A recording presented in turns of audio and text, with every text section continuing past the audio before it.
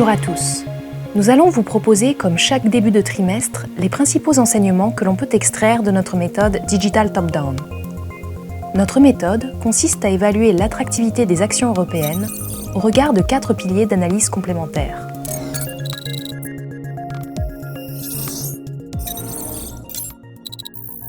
Le premier pilier porte sur le momentum économique de croissance en Europe.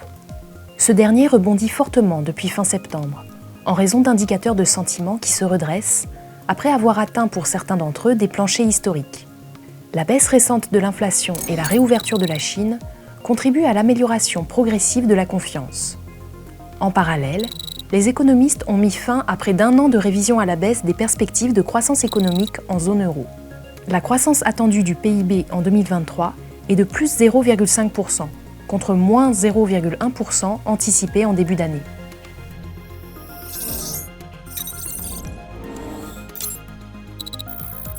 Le deuxième pilier porte sur la politique monétaire mise en œuvre par la BCE. Comme prévu, la hausse des taux a été rapide et intense, mais peut-être un peu trop pour un secteur bancaire encore fragile. Les déboires du secteur en mars suite à la faillite de SVB, puis la reprise controversée de Crédit Suisse par UBS, ont le mérite de faire comprendre aux banques centrales quelle est la ligne rouge à ne pas franchir dans la hausse des taux. Le marché ne s'y est pas trompé. Les anticipations de hausse de taux ont été revues très fortement à la baisse, d'autant plus que l'inflation devrait poursuivre sa détente dans les prochains mois. Et cela se matérialise par une baisse bienvenue des taux longs.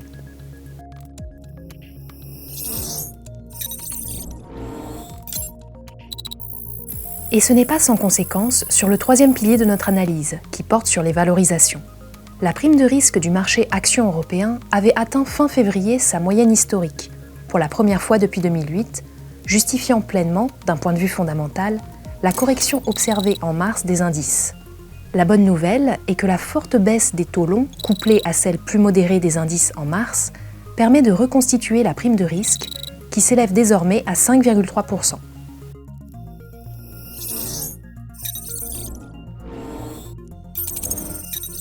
Enfin, le quatrième pilier traite de l'aspect comportemental.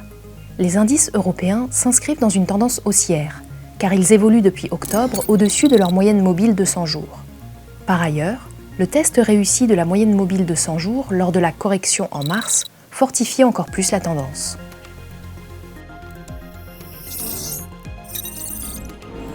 En conclusion, la hausse depuis fin septembre a permis de corriger la sous-évaluation des indices, ainsi que les excès de pessimisme que nous avions fortement mis en avant.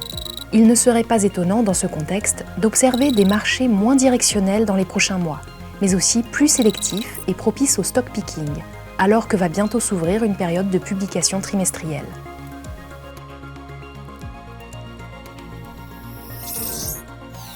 Voilà, c'est tout pour aujourd'hui. On se retrouve le trimestre prochain pour un nouveau point macroéconomique avec Shaheen Capital.